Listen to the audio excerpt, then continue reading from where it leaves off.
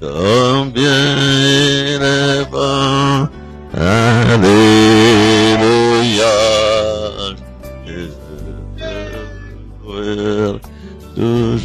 Oh, combien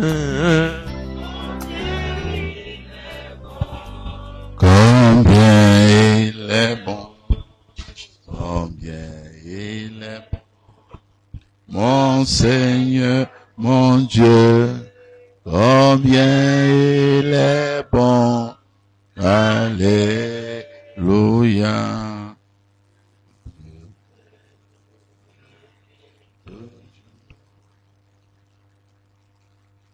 Nous prions.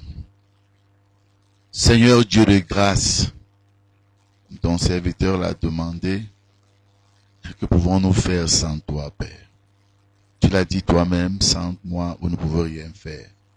Mais tu as aussi dit qu'avec toi, nous ferons des exploits. Ton peuple s'est rassemblé ce matin de divers endroits, Seigneur, et nous sommes en communion. Nous te prions dans ta grâce d'accomplir ta promesse. Tu as dit là où 2 ou 3 seraient rassemblés en ton nom, tu seras au milieu d'eux. Tu as dit qu'il est donc agréable pour les faire demeurer ensemble. Et le psalmiste a terminé en disant, parce que c'est là que tu envoies la bénédiction et la vie pour l'éternité. Dieu bien-aimé, pardonne nos péchés, nos iniquités, purifie nos cœurs de tout mal, Seigneur. Purifie tous les cœurs repentants de tout mal au nom de Jésus-Christ. Visite tous les corps malades et accorde-leur la guérison à l'écoute de ta parole, afin qu'il y ait une guérison physique, spirituelle, morale, mentale et psychologique, Seigneur. Oh Dieu, afin que ce premier culte des langues soit réellement comme de fraîches rosées pour nos cœurs à tous. Bénis ton peuple, bénis le pasteur de l'assemblée, bénis tous les membres de l'assemblée, bénis tous les frères venus de Nkonsamba, de Douala et d'autres endroits également, que ta grâce repose sur tous. Béni sois-tu, précieux Seigneur. Bénis la portion des Écritures que nous allons lire. Assistez-nous par ton Esprit Saint, au nom précieux de Jésus-Christ, notre Sauveur et Seigneur. Père, nous voulons mettre cette assemblée sous le sang de Jésus en ce moment, afin qu'aucune puissance, aucune force ennemie n'ait pu se mouvoir ici, mais que ton Esprit domine en toutes choses, au nom de Jésus-Christ. Amen.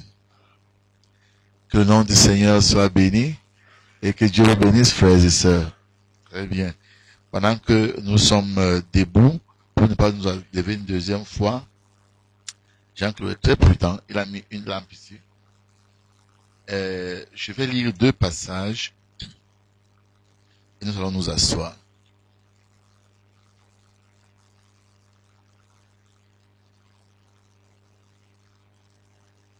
J'aimerais lire le psaume 131.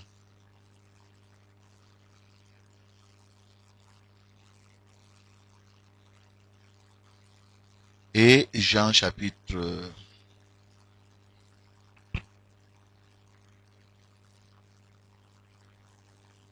6, verset 37.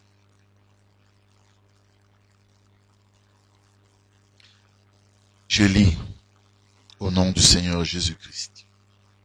Cantique des degrés de David. Éternel, je n'ai ni un cœur qui s'enfle, ni des regards hautains. Je ne m'occupe pas des choses trop grandes et trop relevées pour moi. Loin de là. J'ai l'âme calme et tranquille, comme un enfant sévré qui est auprès de sa mère. J'ai l'âme comme un enfant sévré. Israël, mets ton espoir en l'Éternel, dès maintenant et à jamais. Nous lirons également un autre passage qui est dans Jean, chapitre 6, et j'ai dit le verset 37.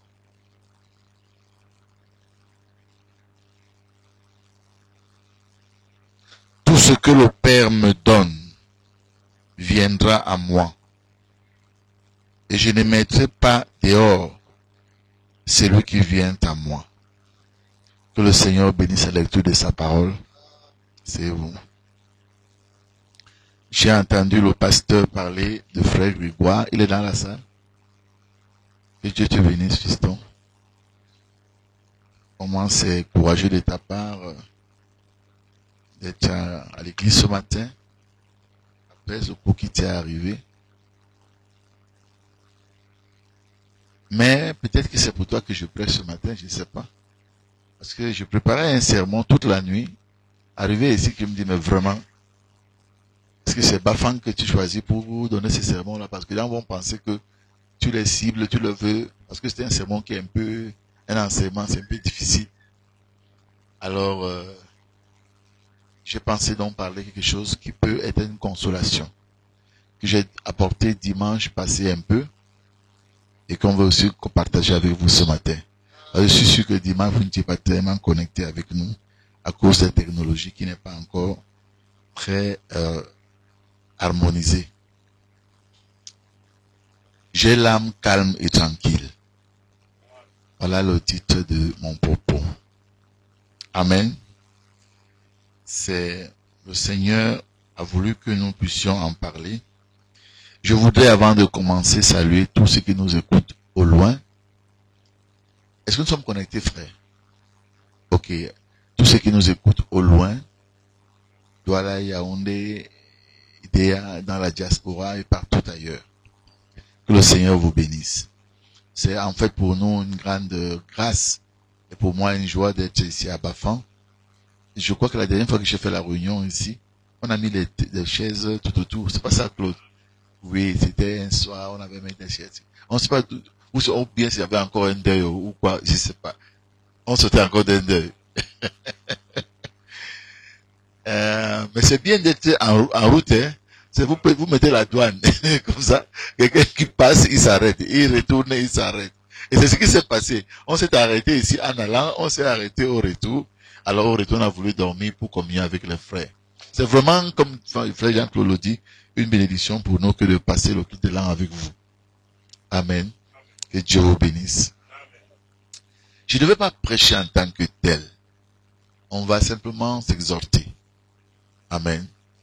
On va simplement s'exhorter et que Dieu vous bénisse. J'ai lu deux passages.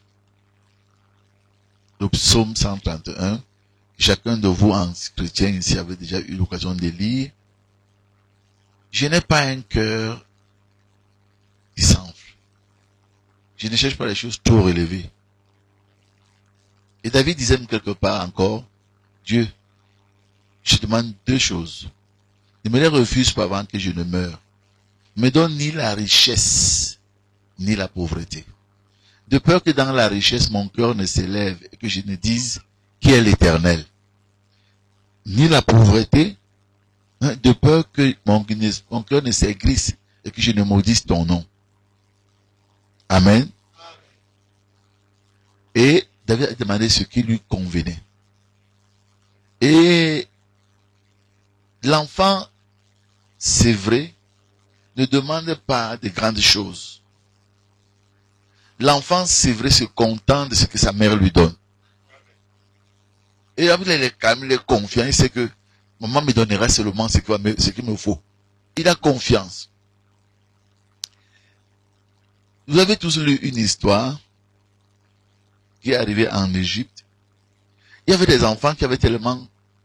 Le père était le chef de famille. Mais un jour, la maman a cru en Jésus, des musulmans. C'était une abomination pour un musulman. Alors le monsieur a tué sa femme, qui avait pourtant un bébé. Et il est allé enterrer, et la femme et les 3 enfants, quelque part dans le sable, les a enterrés. On a fait les enquêtes, finalement, la police. Finalement, il a fini par avouer 2 semaines après.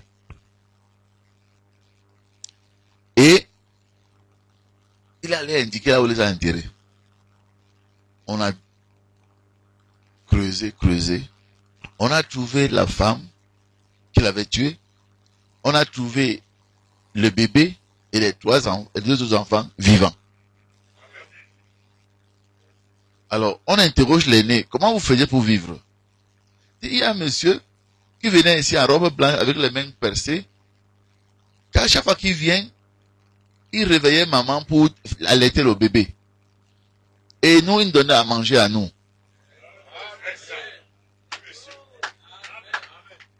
Avec Dieu, avec le Dieu que vous avez cru là, il n'y a pas le mot impossible. Il peut faire des choses les plus inouïes. J'ai passé 3 mois à lire la biographie de Frère Branham. Et les gens se plaignaient de lui que comment toi chaque fois quand tu commences la prière, après 15 malades, 20 malades, tu es fatigué, tu es ton foucon t'enlève. Alors que Oral Robert peut prier 50 malades, 500 malades avant de se fatiguer. Et ça le gênait lui aussi. Il avait un peu honte de cela. Il essaie d'expliquer aux gens que vraiment quand la vision vient, je ne peux pas, il prend le passage biblique. Après un jour, il a quand même consulté Dieu. Le Seigneur lui a dit, mais eux, ils prient avec leur foi. Mais toi, c'est moi qui viens faire les miracles. Tu ne peux pas te comparer à eux. Ceux qui ont travaillé avec leur foi, eh bien, ils peuvent dire, je vais prier pour 500 malades aujourd'hui. Mais toi, tu ne peux pas le faire. Pour toi, c'est moi qui décide. De combien de malades pour lesquels tu vas prier. Alors, nous sommes comme un enfant calme et tranquille. Ce que Dieu nous donne, nous le recevons. Amen. Et comme il a dit lui-même dans Jean, tout ce que le Père me donne viendra à moi.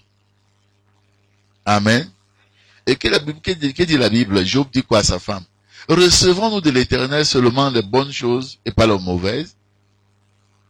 Amen. Nous ne pouvons pas recevoir seulement les bonnes choses et pas les mauvaises. Nous recevons tout ce que Dieu nous donne. Amen. Et ça viendra à nous. Et nous ne mettrons pas ça dehors. Amen.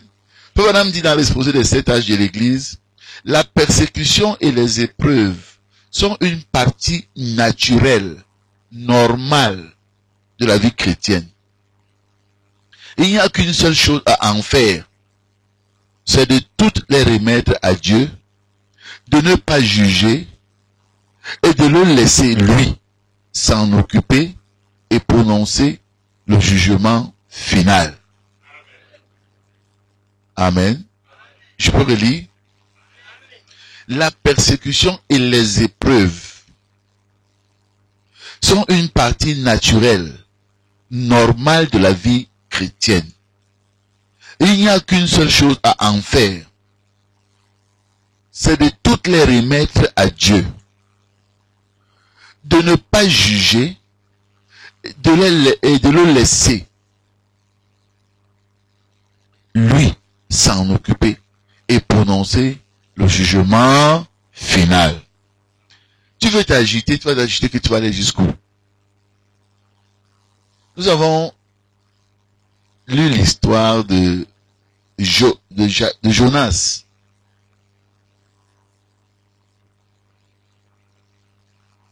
Dimanche passé. Et quand tu lis l'histoire de Jonas, si je peux, oui. Jonas, Dieu lui dit, lève-toi,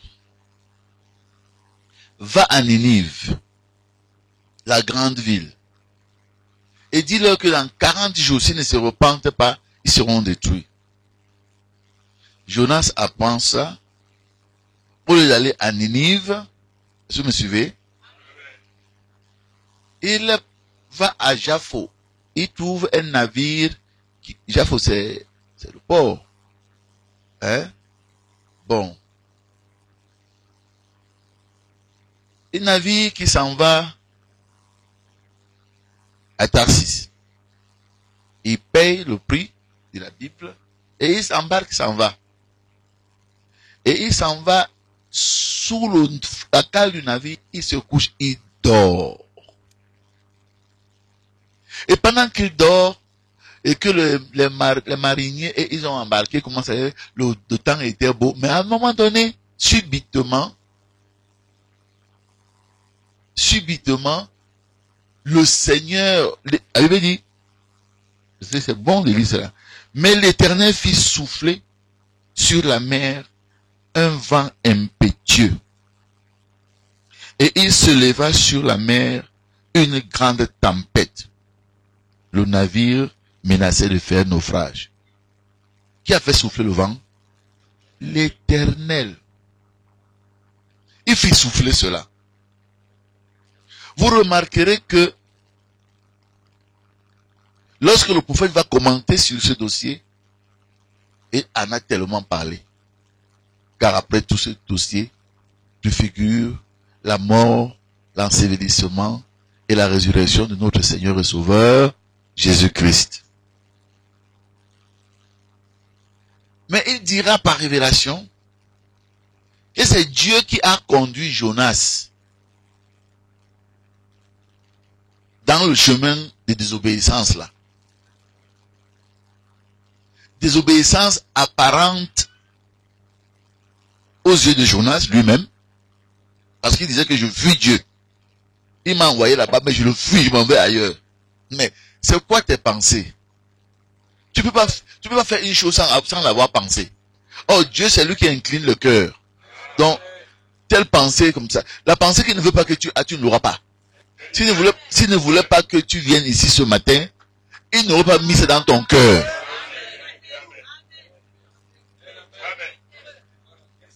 Et pourquoi nous condamnons les gens, ça ne sert à rien.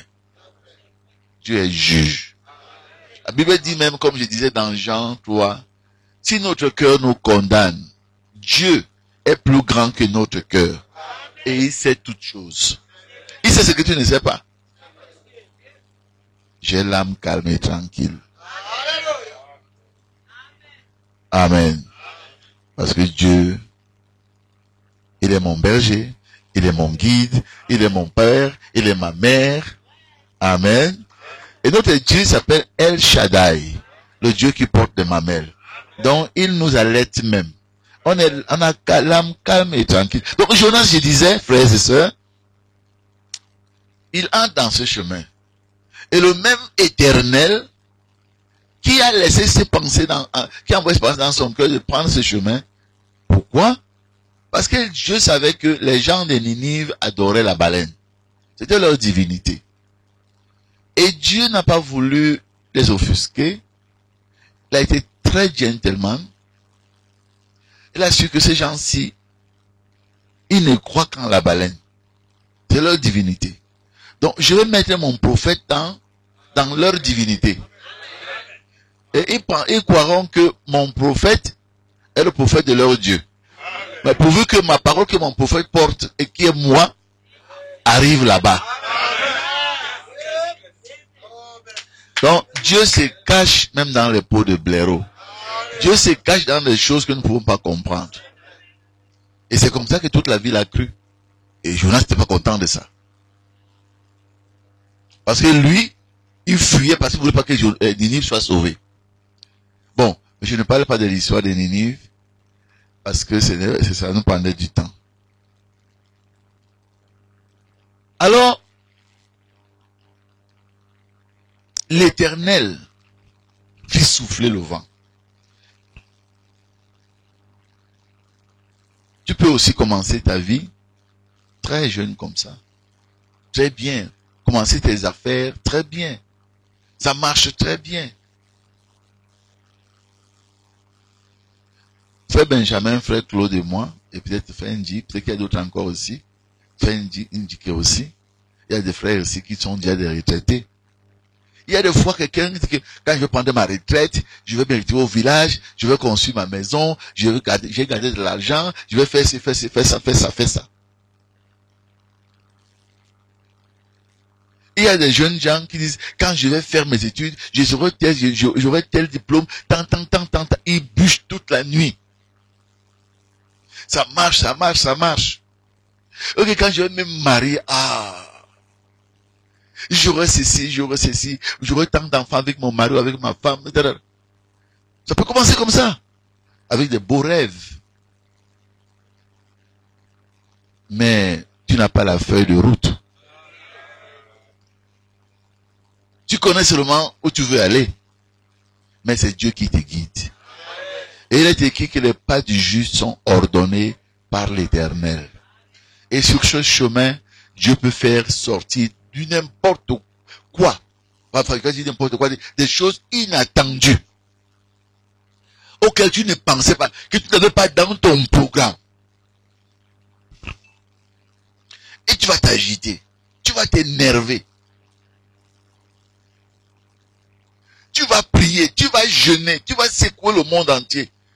Tu vas te plaindre, tu vas t'agiter, tu vas voir les frères, les sœurs. Tu vas accuser que non, mon problème c'est Mayo qui me donne ça, c'est Nganchu qui me donne ça, c'est Ndjike qui me donne mes problèmes. C'est ma femme. Ce sont les enfants-ci.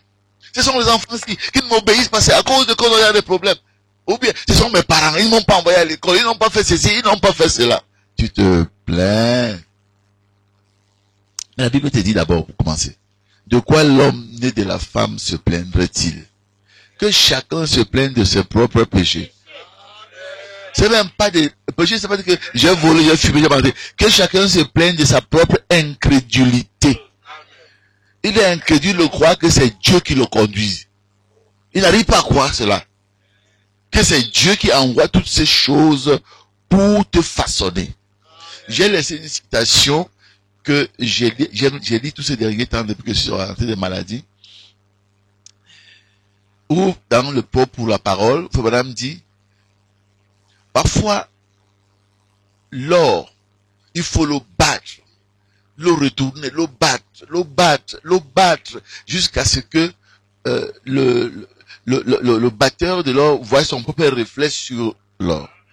Donc toutes ces choses doivent arriver pour enlever toutes les impuretés de l'or. Et il dit ainsi que Dieu envoie parfois le mauvais temps, le brouillard, la nuit, les ténèbres, les tempêtes et tout cela. Les épreuves, la perplexité, ça dit tu ne sais pas si c'est Dieu ou c'est pas Dieu, tu ne sais même plus rien.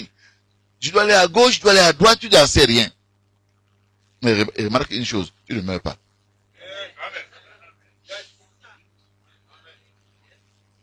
On avait un chant quand on était jeune, Satan se présente à jour. Sa défaillance était bien scellée. Par le Seigneur fut repoussé. Les douleurs du malheur en fardeau. Les douleurs du malheur en fardeau. Affermis ta foi comme Job dans la tempête des épreuves. Reste à genoux et crie aux échos. Sois faite, Seigneur, ta volonté.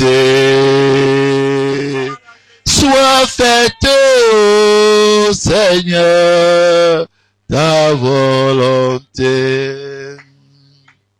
Il y a plusieurs couplets, mais je chante seulement celui-là. Donc, frère, après moi, les choses changent dans ta vie. Tu ne comprends pas. Je lisais, j'ai envoyé dans le forum, hier, avant-hier, un vidéogramme qu'un chrétien a fait. Et dans le vidéogramme, il dit, chaque chose qui nous arrive dans la vie, même les plus petites, ont une signification, un potentiel pour changer notre vie, notre futur. Prenons l'exemple de l'événement qui est arrivé aux États-Unis le 11 septembre. Vous avez entendu parler le 11 septembre? Quand les deux grandes tours jumelles ont été bombardées par des avions terroristes. Bien, beaucoup de gens ont eu la vie sauve. Vous savez pourquoi? À cause des choses désagréables qui leur sont arrivées. Juste avant cela. Il y a par exemple un grand chef d'entreprise, son entreprise était dans les grandes tours. Mais ce matin-là, sa femme a exigé, apparemment, il fallait que c'est lui qui amène le bébé à la garderie. Ça lui a fait être en retard. Amen. Donc,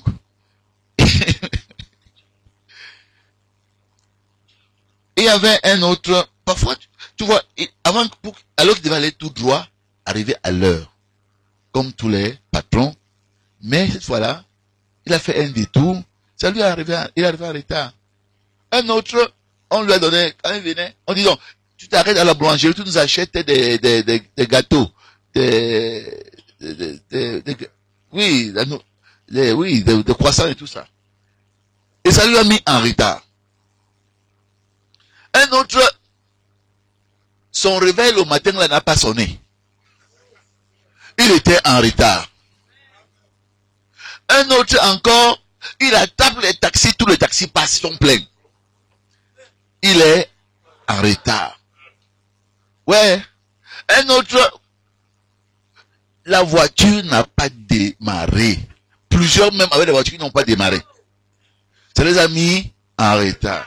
Et il y a même une femme qui a mis des hauts talons neufs. Et ça lui a créé des corps là derrière. Il était obligé de s'arrêter, aller à la pharmacie, acheter les bandes, les sparadraps là, pour mettre là. Ça lui a mis en retard. Et tous ces retards là ont permis que la tour s'effondre pendant qu'ils sont dehors. Donc, parfois tu t'énerves de tout le malheur qui t'arrive. Tu ne sais pas que c'est Dieu qui les place sur ton chemin. Nous devons rendre grâce à Dieu pour toutes choses. C'est pourquoi j'ai aimé ces textes de ce matin. J'ai l'âme calme et tranquille, comme un enfant sévré qui est auprès de sa mère. Et je vous parlais de Jonas. Lorsqu'on demande à Jonas maintenant, on fait donc comment? Puisque toi, tu reconnais que c'est toi qui nous crée le masque. On a même jeté le sort. Le sort est tombé sur Jonas. Dis-nous donc. Toi qui nous crées ces problèmes. D'où viens-tu? Quel est ton pays, ton peuple? Quelles sont tes affaires? Ah, moi, je suis le prophète de l'Éternel. Il m'a envoyé à Tarsis, à Ninive, mais je le fuis. J'ai pris un bateau pour venir avec vous ici à Tarsis. C'est pour ça que vous avez tout ce malheur. Oh, ça fait une grande colère. Mais tu veux encore que je fasse comme maintenant? On va mourir. Prenez-moi, jetez-moi dans la mer, et la mer va se calmer pour vous. Aïe! De toute façon, s'il ne disait pas ça, tout le monde allait mourir. Lui-même aussi. Mais il a eu le courage de reconnaître la main de Dieu dans sa vie. La Bible dit, reconnais-le dans toutes tes voies. Et il aplanera tes sentiers. Amen. Tout à l'heure, je vous ai dit, et Jean-Baptiste a dit, pour corroborer ce que Jésus avait dit ici dans Jean 6, un homme ne peut recevoir que ce que lui vient du ciel. Rien ne peut arriver que Dieu ne le permette. Il veille, il ne se fatigue pas, et il ne se lasse pas à veiller sur toi. La Bible dit, l'ange de l'Éternel campe autour de ceux qui le craignent et les arrache du danger. C'est-à-dire pas qu'il est de passage, il n'est pas en tourisme auprès de toi. Pas qu'il passe tous les matins pour recueillir les prières. Sam, tu as bien dormi? Non, il campe là. Amen. Quand toi tu dors, il ne dort pas. Quand tu es éveillé, il est éveillé. Amen. Et on a même vu l'autre jour dans la Bible que l'ange qui te garde là, l'onction qui est sur toi. Amen. A les yeux devant, derrière, dedans, dehors, partout. A dit qu'il connaît tout ce qui va arriver, ce qui arrive et ce qui était arrivé. Donc ne t'inquiète pas. Il connaît tout sur toi. Là où vous êtes assis là, vous savez que Dieu voudra que vous allez manger à midi. Mais il sait quel morceau tu vas prendre. Il sait même si ça va te faire mal au ventre ou pas, il connaît. Même si ça te fait mal au ventre, il dit, mais le fait qu'il a prié n'a pas bien prié. Non, il a bien prié. Mais Dieu a voulu que tu aies mal au ventre pour que tu expérimentes la guérison divine. Dieu connaît tout. Je vous assure que je parle avec mes amis qui voyaient ici à côté. Parfois quand je regarde, je dis, oh Dieu, tu es infiniment grand. C'est ce que David avait dit. Tu es infiniment grand. Tu vas comprendre Dieu comment? Tu vas le comprendre comment? Tout ce que nous avons à faire, c'est de le croire et de l'adorer. Juste l'adorer. Parce que tu vas comme le comprendre. Tu vas aller là où, par exemple, que tel frère a commis tel péché, Dieu va le tuer, Dieu va le tuer. C'est ce que David croyait. Je vais dire Jonas. Jonas, parce que les Ninivites étaient plus grands qu'Israël. Et puis, ils dominaient là sur Israël. Alors, c'était bien. C'est un peu comme si, maintenant, Dieu veut châtier la France. Hein? Les Africains seraient contents. Enfin, Dieu a écouté nos prières. Et pendant que vous êtes en train de penser comme ça là, Dieu lui va envoyer un d'entre vous pour aller prophétiser aux Français pour leur salut. Et Dieu va, comme c'est lui qui incline les cœurs, il a incliné les cœurs des gens de Ninive, il peut aussi incliner les cœurs des Français. Et tu te fâches encore, mais la France vit encore. La France vit encore. Mais on va faire comment? C'est comme avant quand il y avait le remaniement, les gens priaient que certaines personnes ne soient plus reconduites au gouvernement pour que leurs problèmes soient éradiqués, solutionnés. Quand le remaniement vient, on les a fermés encore. Mais Dieu, tu n'as pas les yeux. Dieu a bien les bons yeux. C'est lui qui a créé les yeux. Donc il voit.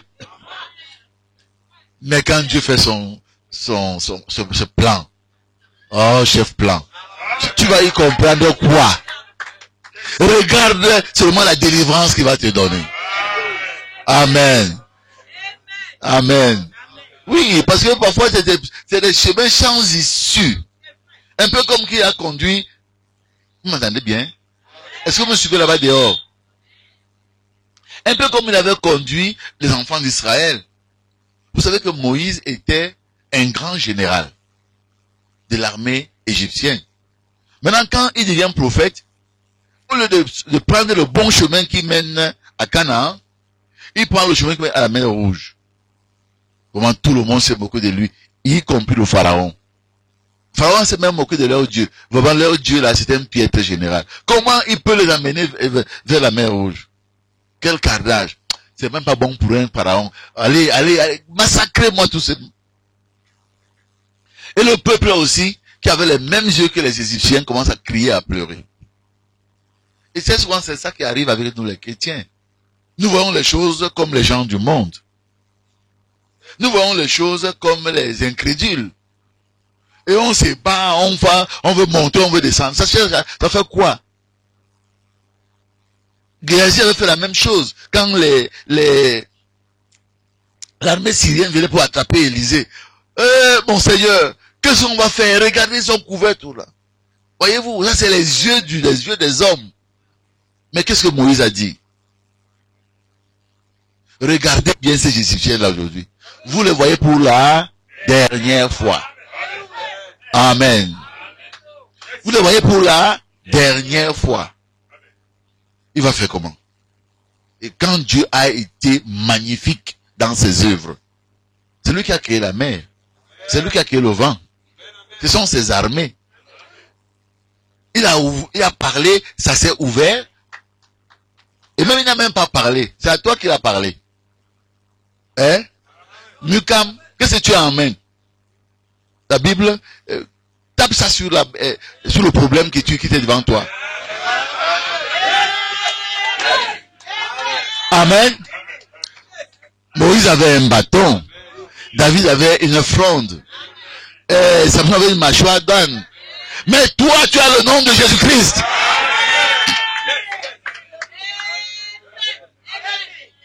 Frère Branham dit que... Merci ma fille. Quand on a jeté donc... Vous voyez que je vais comme ça, hein, mais je ne perds pas le fil. Donc ne vous inquiétez pas. Si vous voulez que je parle pour Élisée avant de continuer, Élisée, quand il a vu son serviteur s'agiter, Frère Branham dit, Élisée lui-même ne voyait pas les anges. Mais il savait. Amen. Qu'il a la protection de Dieu avec lui. Il savait que Dieu ne peut pas l'envoyer le laisser seul. Parce que toi également, que Dieu a oint de son esprit, homme ou femme, tout le ciel est derrière toi. L'Éternel des armées, il met toute l'armée des cieux à ta disposition. Frère Branham dit que Dieu a honte d'échouer. Et il ne peut pas laisser sa parole tomber. Il est prêt à ruiner tout le ciel pour honorer sa promesse envers toi. Dieu peut le faire pour toi. Si tu le crois.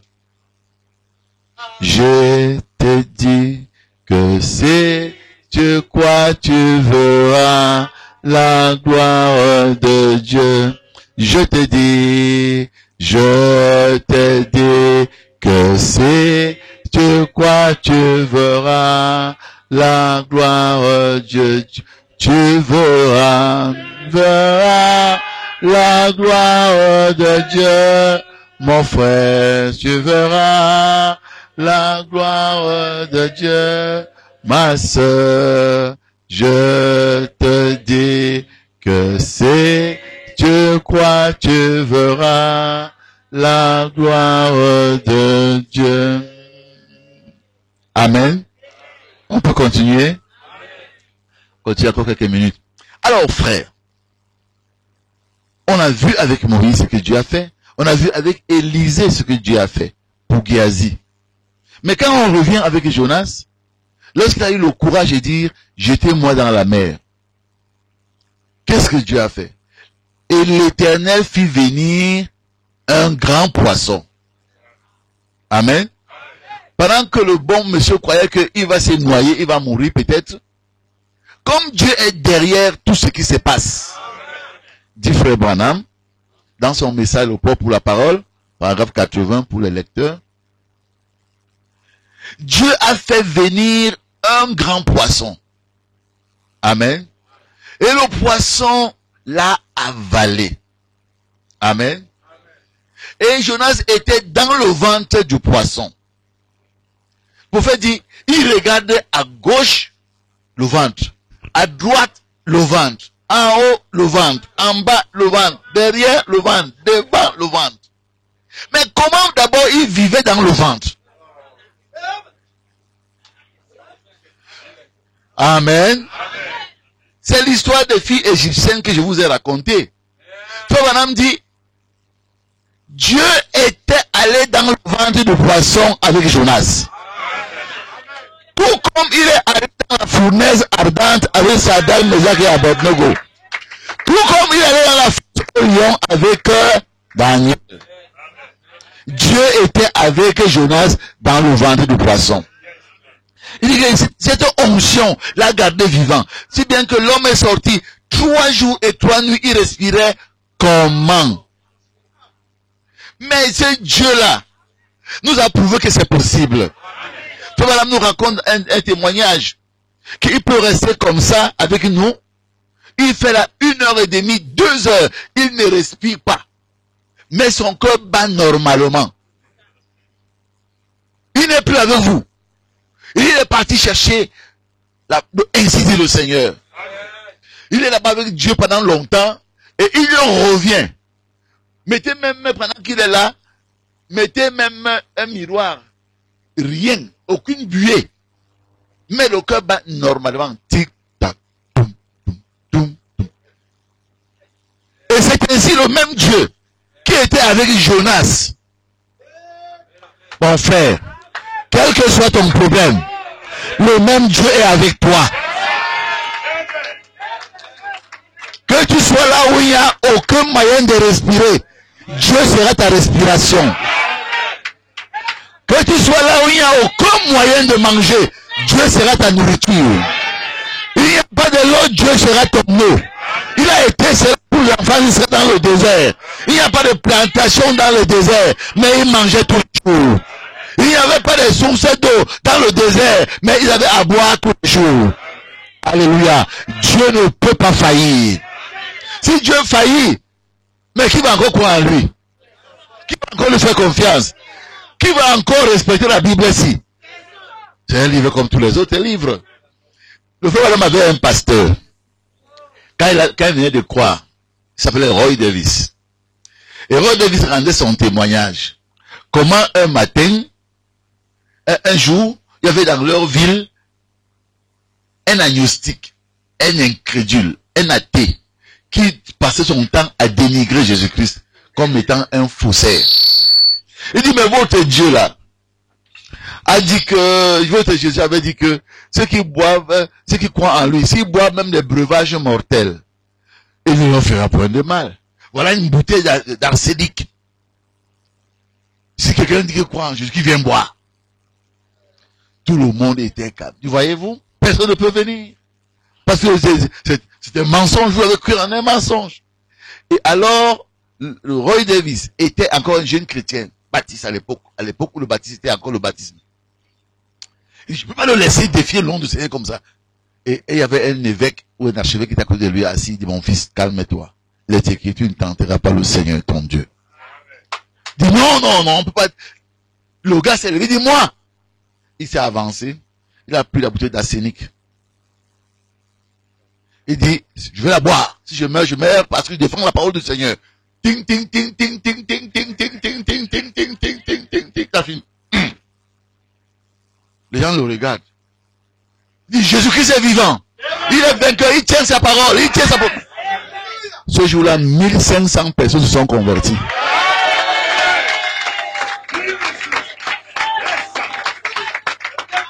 Roy Davis ne tentait pas le Seigneur, mais il ne supportait pas. Comme David. Quand Goliath vient dire qu'il n'y a pas de Dieu en Israël, il dit, il y a un Dieu en Israël. Amen. Ce Dieu qui m'a délivré de la gueule du lion et de la griffe de l'ours, il m'a délivré de ces circoncis. Je vais le couper la tête. Donnerai sa chair au du ciel. Si tu as le courage de prendre Dieu au mot, Dieu cherchait des hommes comme ça. Dieu cherche des hommes comme ça, mes enfants. Oui. C'est par la foi que voyant l'invisible, ils se sont levés à l'appel du Seigneur. Rien avec lui ne semblait impossible, tant sa promesse enflammait leur ardeur brûlante, brûlant nos âmes, flamme sacrée, de nous évons les témoins d'autrefois, environnés de la grande nuée, les regards sur Jésus, oui, chef de la foi. Amen. Donc Jonas est dans le ventre du poisson. Peut même se demander, est-ce que Dieu a y mettre une chambre à oxygène? Il ne le fait pas, mais il respirait. Et les sucs gastriques qui sont acides, pendant 3 jours et 3 nuits, n'ont pas entamé sa peau. Amen. C'est le même Dieu qui a fait que des chaussures, des babouches avec lesquelles tu as commencé à marcher depuis Goshen jusqu'à Canaan, 40 ans, ne se sont pas usés. Amen. Il peut aussi faire, mon frère, ma soeur, que ton petit argent là ne finisse jamais. Amen. Tu vas dire, mais moi je vais gagner quoi? Non, il est capable de multiplier. C'est le grand multiplicateur. Il a multiplié pour la veuve de Sarepta. Il a multiplié pour l'autre veuve autant d'Élysée. Il a multiplié autant de 5 pains et 2 poissons. Il a plié autant d'Élysée même. Il peut multiplier pour toi. Just believe. Crois seulement. Crois seulement. J'ai l'âme calme et tranquille. Comme un enfant sévré près de sa mère. Quand il connaît que cette mère-là. Nous, on a une mère, ça s'appelle El Shaddai. Le Dieu qui porte des mamelles. Amen. À chaque secousse, tu vas téter. À chaque secousse, tu vas téter. Tu oublies les énergies. C'est comme le mangouste et le serpent. C'est une très belle histoire. Vous la connaissez tous ici. Quand le mangouste lutte avec un serpent, dès que le serpent le mord, le mangouste court, il mord l'arbre. Il revient à la bagarre. Qu'est-ce qui se passe avec le mangouste et l'arbre? Dès qu'il mord, il transfère le venin là-bas et il revient à la bagarre.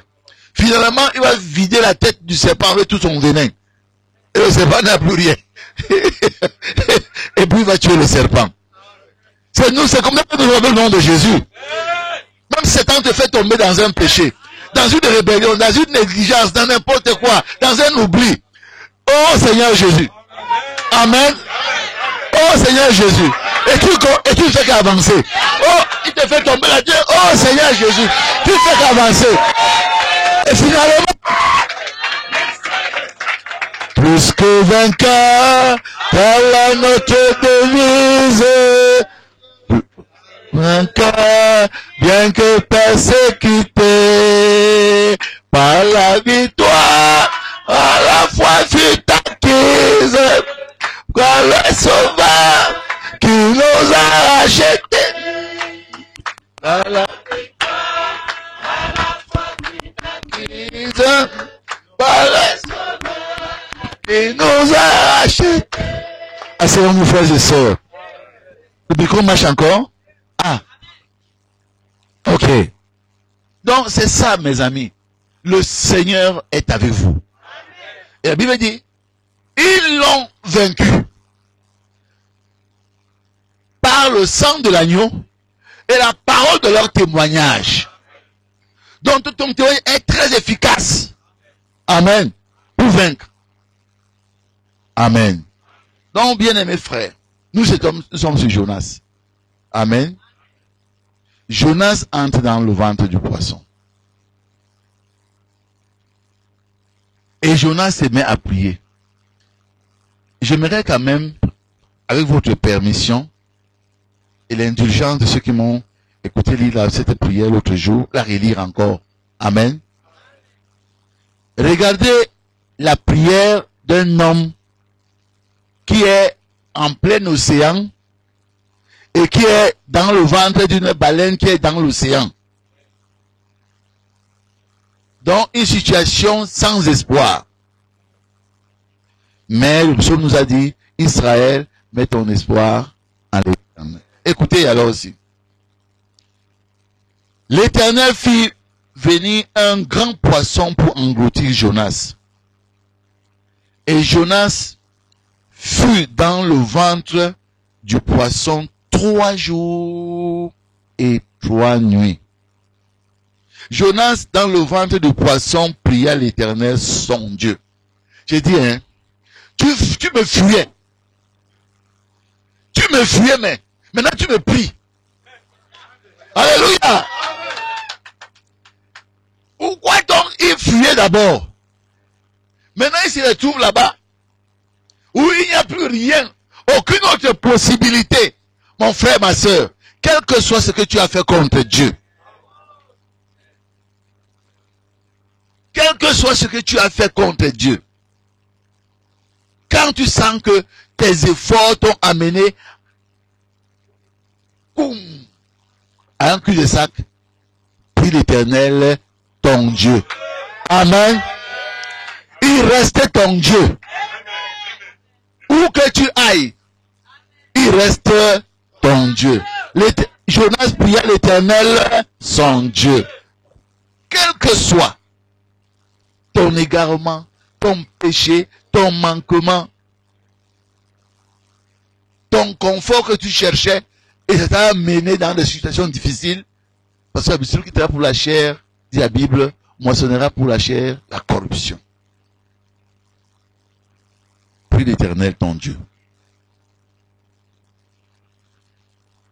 Il dit, dans ma détresse, j'ai invoqué l'Éternel.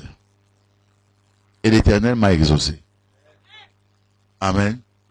Non, ça c'est fantastique. C'est-à-dire que, d'abord, regardez que ceux qui ont le permis de conduire ici, même ceux qui conduisent les motos. Si tu conduis, tu regardes ici devant toi, tu vas faire l'accident. Tu regardes toujours devant là-bas. Amen.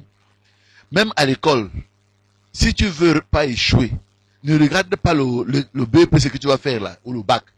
Regarde ce que tu vas faire après le bac. Quand tu regardes après le bac, je vais à telle université. Ça veut dire que dans ton subconscient, tu as déjà le bac. Amen. Tu ne fais qu'avancer parce que tu fais la formalité du bac parce que tu vas à l'université. Ok? Mais si tu regardes le bac, hey, je vais réussir, comme on disait quand on était au lycée là, celui qui échoue sans l'échec. Mes chers frères et sœurs, tu ne regardes pas à cela. Tu regardes à ce qui est devant. Jonas n'a pas dit, Seigneur, je t'invoque, viens dans ma détresse. Tu as dit, invoque-moi, je suis dans la détresse. Seigneur. Non. Il dit, dans ma détresse, je t'ai invoqué. Et tu m'as exaucé. Amen. Waouh. Waouh. Vous dites que c'est pas biblique, c'est biblique. Parce qu'il est écrit aussi, avant qu'il m'invoque, j'exaucerai. Amen. Maintenant, je continue mes frères, je suis à la fin, un peu de temps. Du sein du séjour des morts, j'ai crié et tu as entendu ma voix. Tu m'as jeté dans l'abîme, dans le cœur de la mer, et les courants d'eau m'ont environné. Toutes tes vagues et tous tes flots ont passé sur moi. Amen.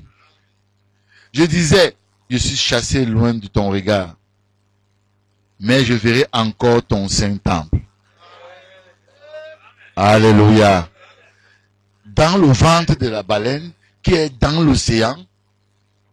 Amen. Le prophète dit que Jonas avait confiance que Dieu avait exaucé Salomon.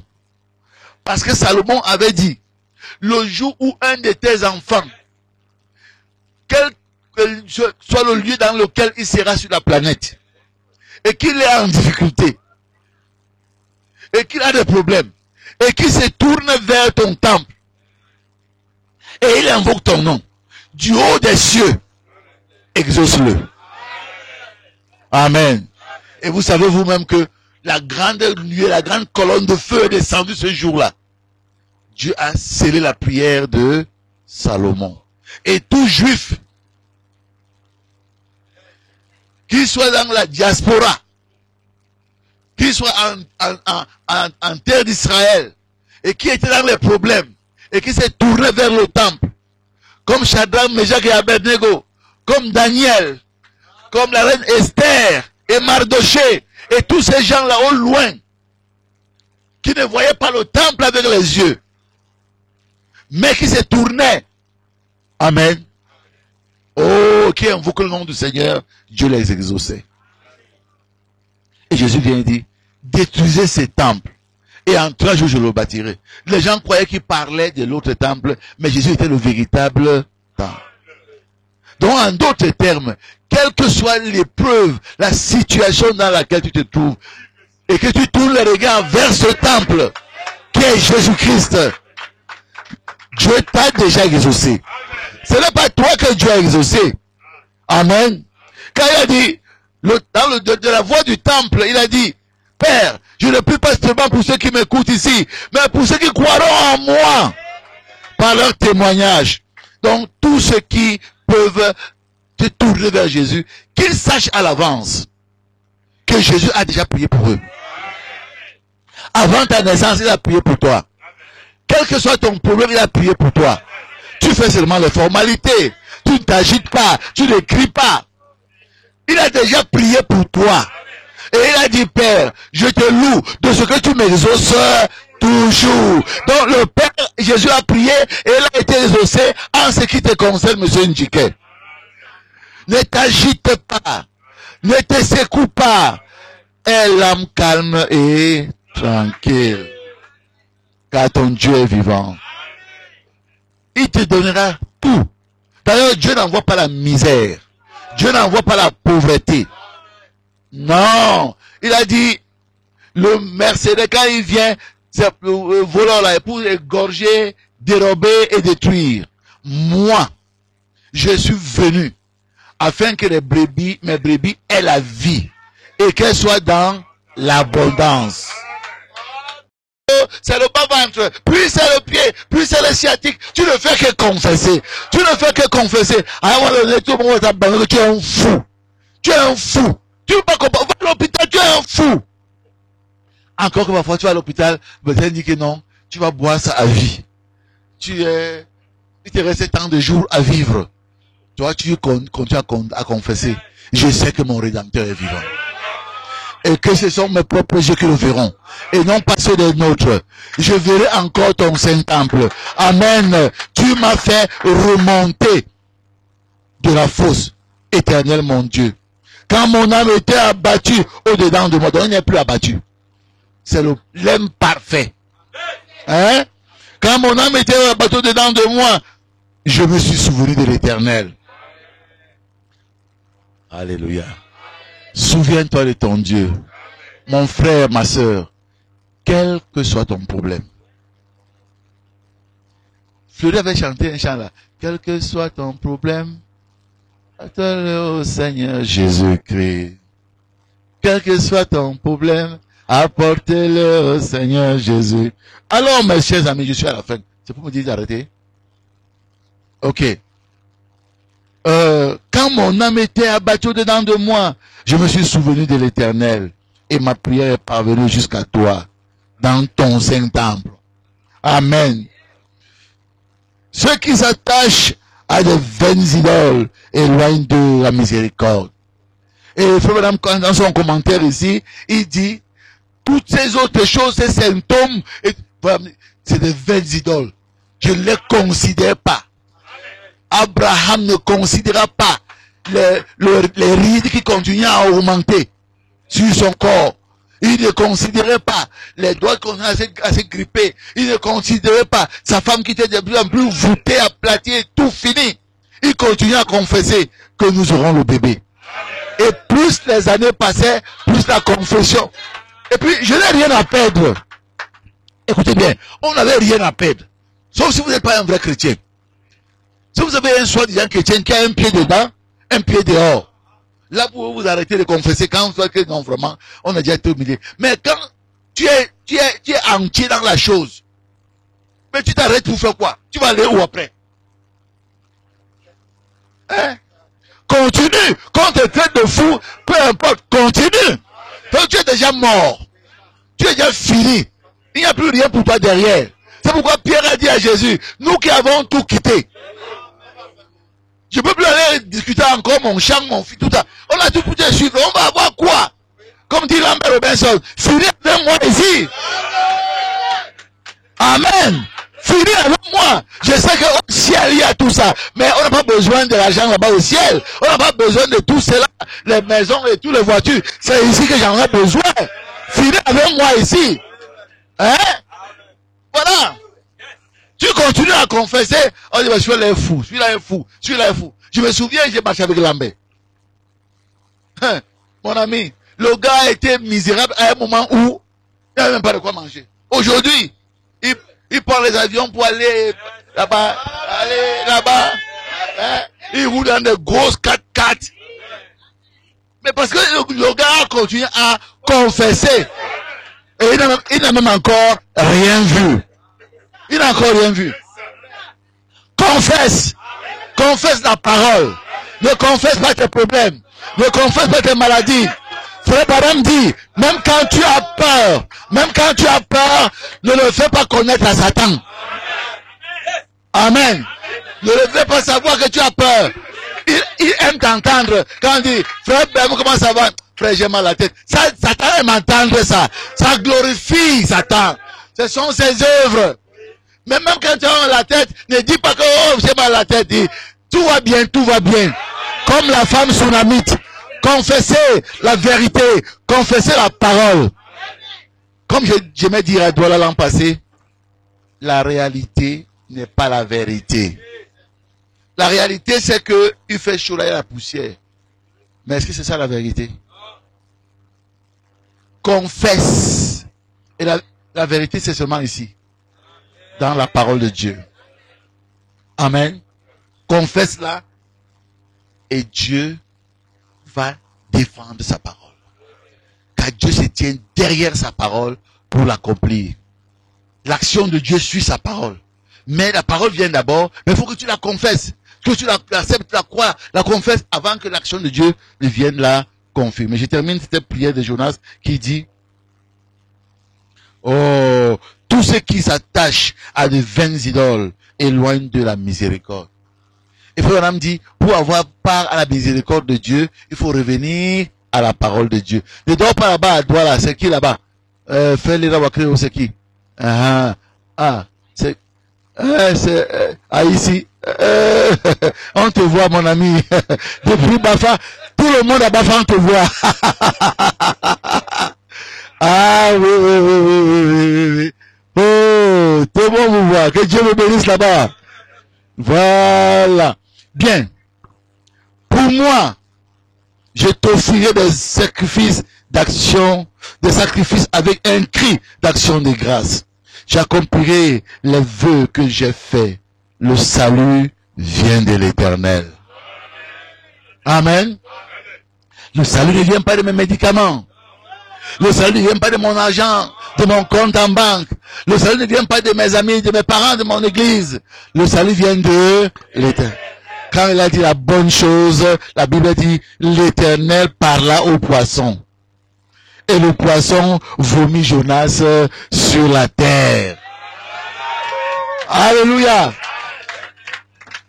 Qui a parlé au poisson de te prendre? L'Éternel. Et qui a dit au poisson de te vomir? Lorsque l'épreuve aura son terme, l'Éternel dira à l'épreuve, arrête! Arrête! Maintenant mon fils, ma fille, elle est déjà bien formée. Elle est digne d'hériter de moi. Que Dieu vous bénisse. Que Dieu vous bénisse. Que Dieu vous remplisse sa grâce. Que Dieu vous remplisse sa bénédiction.